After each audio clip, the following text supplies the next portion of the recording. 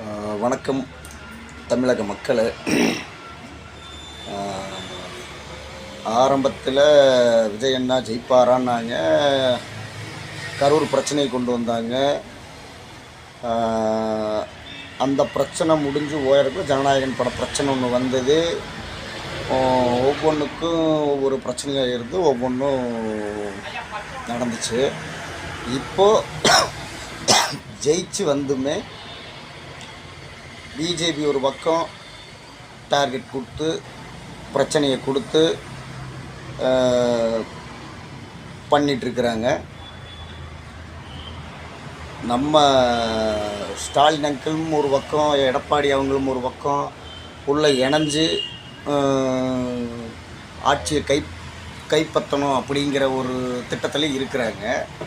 அப்போ 108 சீட் கொடுத்த மக்கள் என்ன லூஸா இல்லை கேட்குறேன்.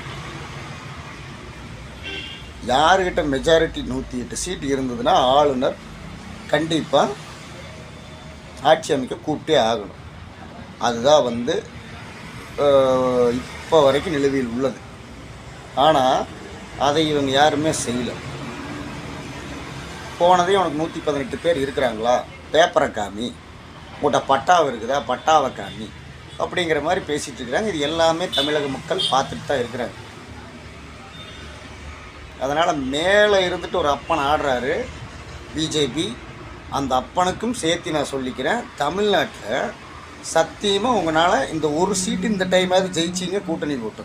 ஆனால் இதுக்கு மேலே நீங்கள் தமிழ்நாட்டில் ஒரு சீட்டு கூட வாங்க மாட்டீங்க. அடுத்தது இன்னொன்று என்னென்னு கேட்டிங்கன்னா, ஏடிஎம்கே டிஎம்கே 2 கட்சியுமே இருக்காது, சுத்தமாக அழிச்சிருவாங்க. அதுதான் உண்மை.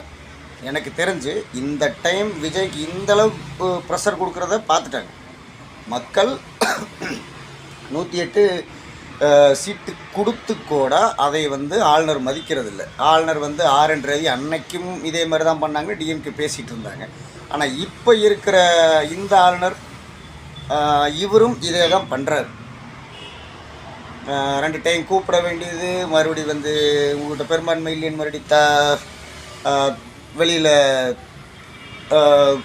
தள்ளி விட வேண்டியது, இதெல்லாம் தேவையில்லாத வேலையாக ஒவ்வொன்றா செஞ்சுட்டு அவங்களுக்கு ப்ரெஷர் கொடுத்தா என்ன ஆகும் அப்படிங்கிற மாதிரி உங்களுடைய மூமெண்ட்டை நீங்கள் செஞ்சிட்ருக்கிறீங்க.